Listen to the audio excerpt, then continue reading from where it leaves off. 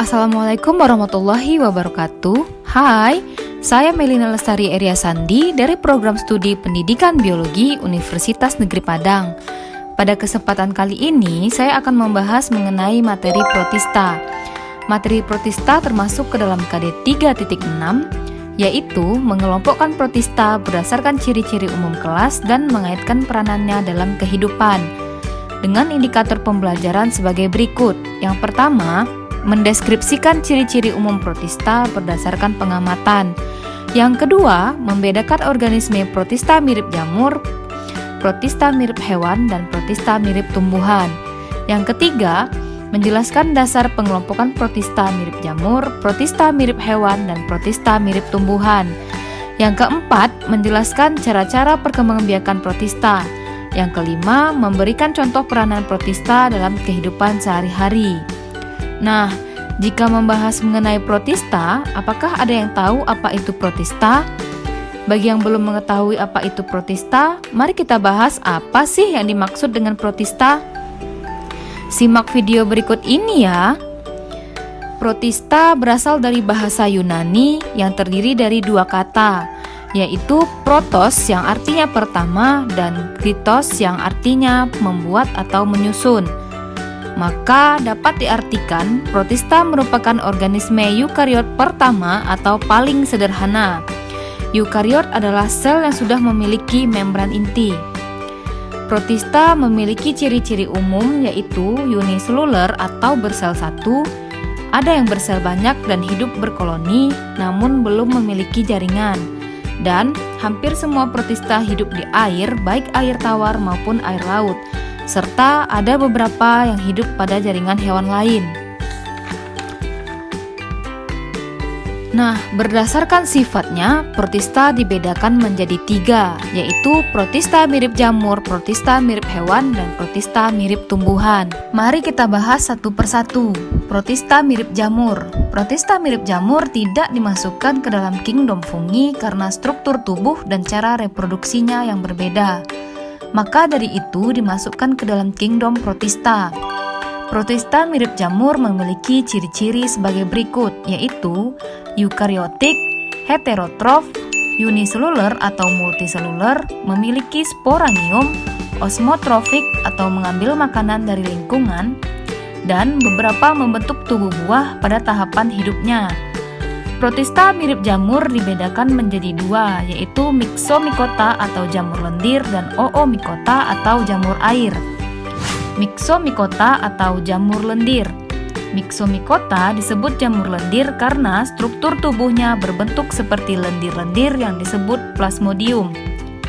Ciri-ciri Myxomycota adalah sebagai berikut: tidak memiliki klorofil, tubuh berbentuk lendir, dan bersifat heterotrof. Habitat Myxomycota.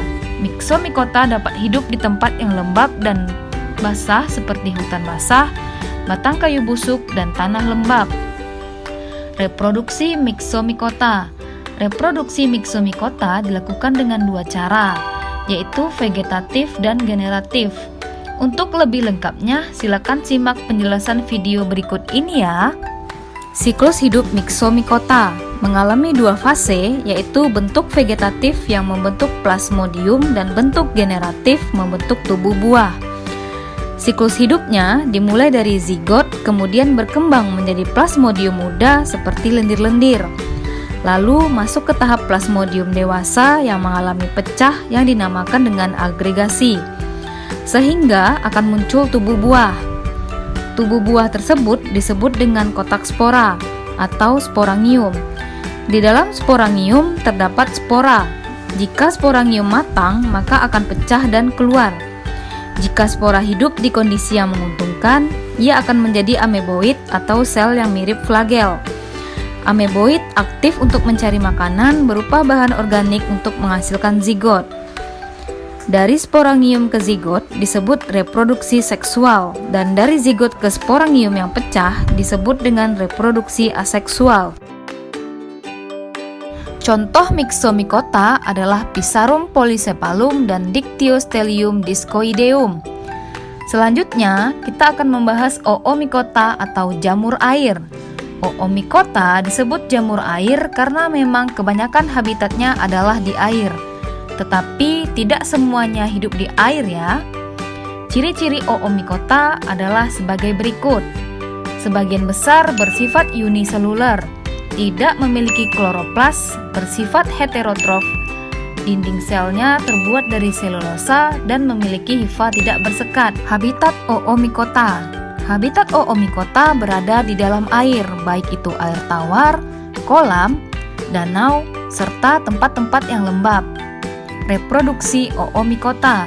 Reproduksi Oomycota dapat dilakukan dengan dua cara, yaitu seksual dan aseksual. Untuk lebih jelasnya, silakan simak penjelasan video berikut ini ya.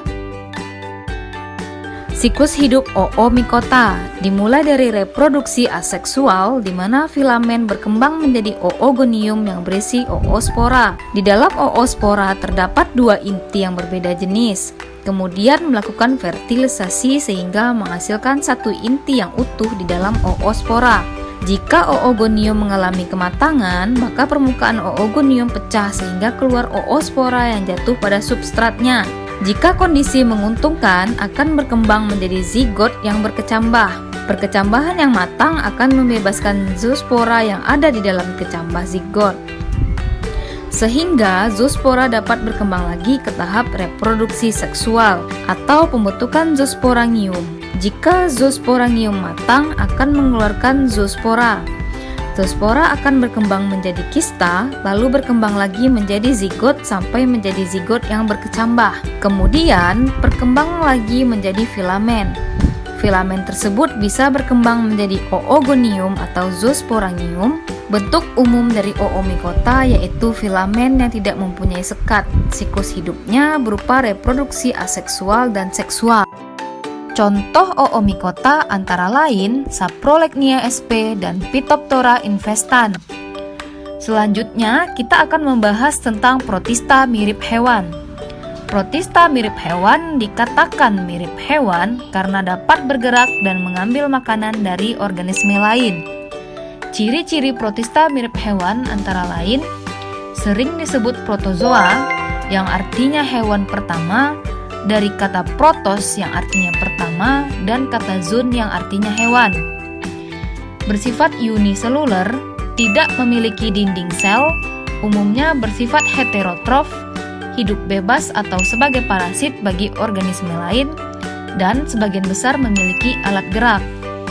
Berdasarkan alat geraknya, protozoa dibagi menjadi 4 filum, yaitu Rhizopoda, Flagellata, Ciliata, dan Sporozoa. Mari kita bahas satu persatu. Rhizopoda atau Sarcodina. Istilah Rhizopoda berasal dari bahasa Yunani, yaitu dari kata rhizo yang berarti akar dan kata pod yang berarti kaki. Rhizopoda disebut juga dengan Sarcodina yang berasal dari bahasa Yunani, yaitu sarko yang berarti daging. Jadi, Rhizopoda adalah protozoa yang bergerak dengan kaki semu atau palsu yang disebut dengan pseudopodia. Ciri-ciri Rhizopoda adalah sebagai berikut: bergerak menggunakan kaki semu, bersifat heterotrof, bentuknya dapat berubah-ubah, memiliki dua sitoplasma yaitu ektoplasma dan endoplasma, memiliki vakuola makanan dan vakuola kontraktil, hidup dengan bebas atau sebagai parasit, pernapasannya dengan cara difusi. Habitat Rhizopoda. Umumnya, Rhizopoda hidup di air tawar atau laut. Produksi Rhizopoda. Reproduksi Rhizopoda dilakukan dengan cara aseksual dengan pembelahan biner atau membelah diri. Dan seksualnya belum banyak diketahui.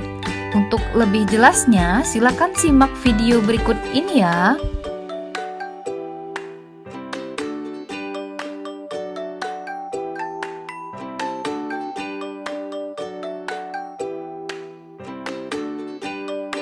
Contoh Rhizopoda adalah Amoeba sp. Selanjutnya, Flagellata atau Mastigopora.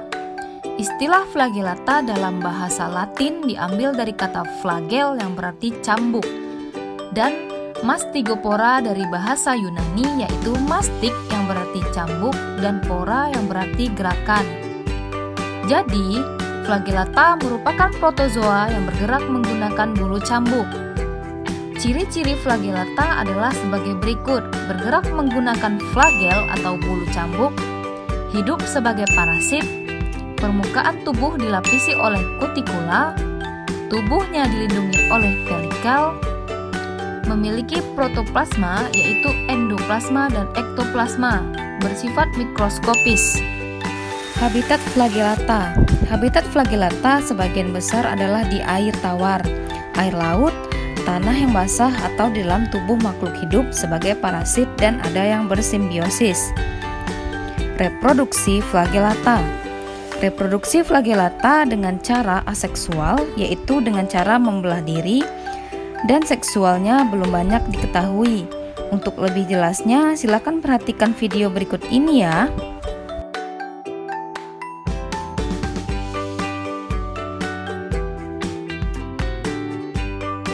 Contoh Flagellata adalah Euglena sp.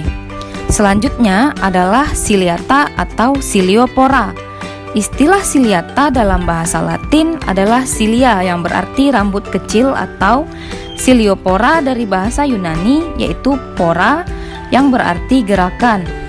Jadi, Ciliata adalah protozoa yang bergerak dengan menggunakan silia atau rambut getar. Ciri-ciri Ciliata adalah sebagai berikut: bergerak menggunakan silia atau rambut getar, bersifat heterotrof, umumnya berukuran mikroskopis, bentuk tubuh oval dan tidak berubah-ubah, memiliki dua inti sel yaitu makronukleus dan mikronukleus, hidup secara parasit, simbiosis, dan ada juga yang hidup bebas di alam. Habitat Ciliata.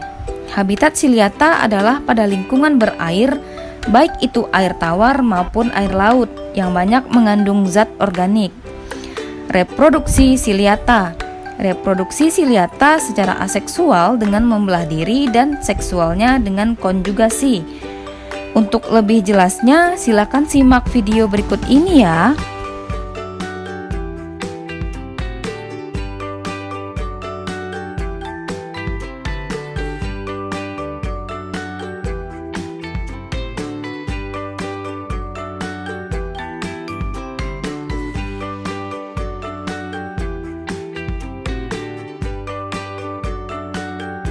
Contoh Ciliata adalah Paramecium sp.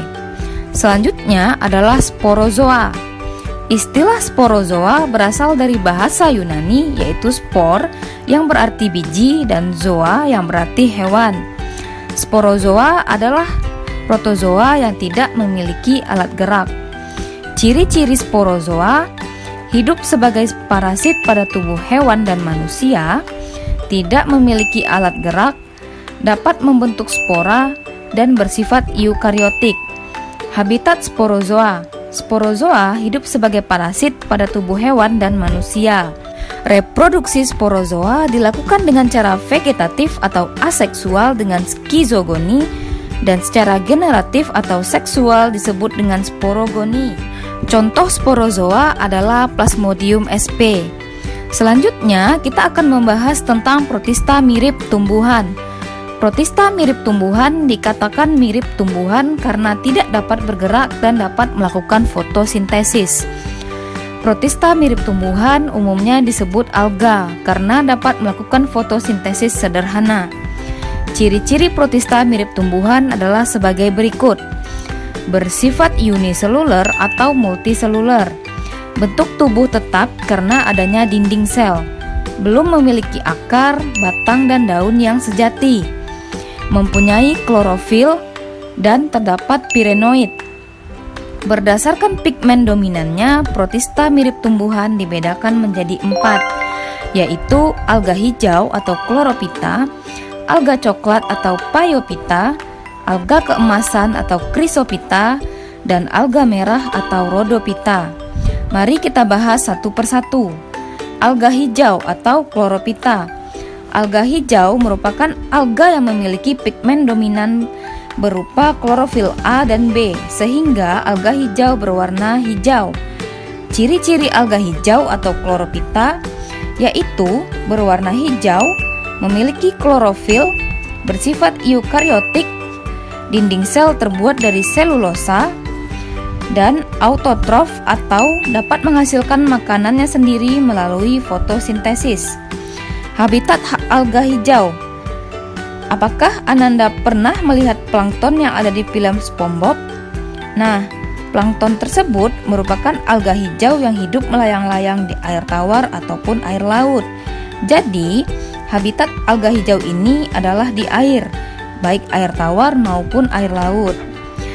Reproduksi alga hijau atau chlorophyta. Alga hijau melakukan reproduksi dengan 3 cara, yaitu vegetatif dengan patahnya talus, aseksual dengan zoospora, dan seksual yang melalui proses plasmogami, karyogami, dan meiosis. Contoh alga hijau adalah Spirogyra sp dan Ulotrix sp. Selanjutnya adalah alga coklat atau Phaeophyta. Alga coklat merupakan alga yang memiliki pigmen dominan berwarna coklat yang disebut dengan fukosantin. Selain fukosantin, alga coklat juga memiliki pigmen klorofil A, C, dan karotenoid. Ciri-ciri alga coklat atau Phaeophyta adalah sebagai berikut. Mengandung pigmen berwarna coklat, bersifat multiseluler, eukariotik, tubuhnya menyerupai tumbuhan tingkat tinggi, dapat berbentuk filamen, bersifat autotrof karena memiliki klorofil, memiliki kloroplas tunggal, dan memiliki dinding sel. Habitat alga coklat atau Phaeophyta. Hampir semua Phaeophyta memiliki habitat di laut, terutama di daerah yang dingin. Reproduksi alga coklat atau Phaeophyta. Alga coklat melakukan reproduksi secara aseksual dengan zoospora berflagel dan reproduksi seksual dengan isogami atau oogami. Contoh alga coklat adalah Laminaria sp dan Sargassum sp. Selanjutnya, kita akan membahas alga keemasan atau Chrysophyta. Alga keemasan merupakan alga yang memiliki pigmen dominan berwarna kuning atau coklat keemasan, yaitu karotin dan xanthofil. Chrysophyta juga memiliki pigmen klorofil A dan C. Ciri-ciri alga keemasan atau Chrysophyta adalah sebagai berikut. Pigmen dominan berwarna kuning atau coklat keemasan, bersifat eukaryotik, ada yang uniseluler dan multiseluler, bersifat autotrof namun ada yang heterotrof, ada yang memiliki dinding sel dan ada yang tidak. Dinding sel mengandung selulosa, pektin, atau silika. Sebagian besar memiliki flagela dan sebagian besar bersifat mikroskopis. Habitat alga keemasan. Alga keemasan biasanya terdapat di tempat-tempat yang basah seperti di air laut, air tawar, dan tanah lembab. Reproduksi alga keemasan atau Chrysophyta. Alga keemasan melakukan reproduksi secara vegetatif dengan membelah diri dan membentuk zoospora, dan secara generatif dengan cara oogami. Contoh alga keemasan atau Chrysophyta adalah Navicula sp dan Pinularia sp. Selanjutnya adalah alga merah atau Rhodophyta. Sebelum kita bahas apa itu alga merah, apakah Ananda pernah memakan agar-agar? Nah, penghasil bahan agar-agar tersebut merupakan alga merah yang sering disebut dengan rumput laut. Alga merah merupakan alga yang mengandung pigmen dominan berwarna merah yang disebut dengan phycoerythrin. Alga merah memiliki ciri-ciri sebagai berikut. Pigmen dominannya berwarna merah, bersifat eukaryotik, sebagian besar multiseluler, umumnya makroskopis, bersifat autotrof karena memiliki klorofil. Kloroplas mengandung pirenoid dan bentuk talus berupa helaian atau berbentuk seperti pohon. Habitat alga merah. Alga merah umumnya hidup di perairan laut dan ada beberapa yang hidup di air tawar. Reproduksi alga merah. Alga merah melakukan reproduksi secara aseksual atau vegetatif dengan pembentukan tetraspora dan secara seksual atau generatif dengan oogami. Contoh alga merah yaitu Palmaria palmata dan Bonne Mycenia hemifera. Setelah mendengarkan penjelasan mengenai protista mirip jamur, protista mirip hewan, dan protista mirip tumbuhan, mari kita bahas peranannya dalam kehidupan sehari-hari. Peranan protista terdiri dari peranan menguntungkan dan peranan merugikan. Yang pertama, mari kita bahas peranan menguntungkan, yaitu yang pertama ada pada protista mirip jamur, yaitu Pisarum polycephalum dapat membantu menguraikan senyawa-senyawa dari bagian tumbuhan yang telah mati. Lalu ada Saprolegnia sp, yaitu sebagai saprofit pada ikan yang telah mati. Saprofit yaitu pengurai pada organisme yang telah mati. Yang kedua, pada protista mirip hewan, yaitu ada Amoeba sp sebagai pengendali populasi bakteri, pemangsa atau predator bakteri. Bila tidak ada amoeba, populasi bakteri akan meningkat. Selanjutnya ada Euglena sp, yaitu sebagai fitoplankton yang berfungsi sebagai produsen di dalam air. Selanjutnya, Paramecium sp yang berperan dalam mengontrol populasi alga, bakteri, dan protista lain. Lalu ada Entamoeba coli yang berperan untuk membantu pencernaan pada sapi. Yang ketiga, pada protista mirip tumbuhan, yaitu ada Ulva sp yang digunakan sebagai bahan sayuran. Lalu Chlorella sp digunakan sebagai PST atau protein sel tunggal. Lalu ada Laminaria digitalis sebagai penghasil iodin. Lalu ada Gelidium robustum dan Euchema spinosum digunakan sebagai bahan agar-agar. Lalu ada Palmaria palmata, Porphyra, Chondrus crispus, dan Mastocarpus stellatus yang dapat diolah menjadi sop, salad, pizza, dan nori. Lalu ada Turbinaria australis, Sargassum sp, dan Fucus sp yang digunakan untuk membuat salep dan es krim. Yang terakhir ada Navicula sp yang digunakan untuk bahan isolasi, bahan penggosok, dan campuran pada semen. Selanjutnya, peranan protista yang merugikan. Selain dapat memberikan manfaat bagi kehidupan manusia, protista juga dikatakan merugikan karena dapat menyebabkan penyakit pada manusia, hewan, dan tumbuhan. Mari kita bahas satu persatu. Yang pertama, pada manusia, yaitu ada Plasmodium sp menyebabkan penyakit malaria. Lalu ada Trypanosoma cruzi, yaitu menyebabkan penyakit cagas yang menyerang hati, kelenjar limfa, dan sumsum tulang. Lalu ada Trypanosoma gambiens yang menyebabkan penyakit tidur. Lalu ada Entamoeba gingivalis yang menyebabkan bau mulut, kerusakan gigi, dan gusi. Setelah itu ada Balantidium coli yang menyebabkan disentri Balantidium yang menyerang selaput lendir. Lalu ada Trichomonas vaginalis yang menyebabkan keputihan pada wanita. Selanjutnya ada Toxoplasma gondii, yaitu penyebab penyakit toxoplasmolysis. Yang kedua ada pada hewan, yaitu Trypanosoma evansi yang menyebabkan penyakit sura pada hewan ternak.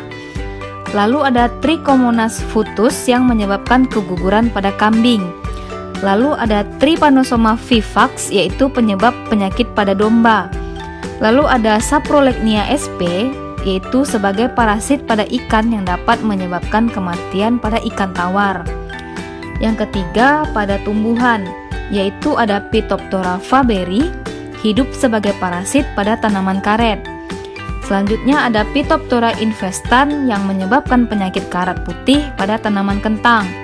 Selanjutnya ada Phytophthora nicotine, yaitu yang menyerang tanaman tembakau. Selanjutnya yang terakhir ada Pythium, yaitu menyerang pangkal batang kecambah.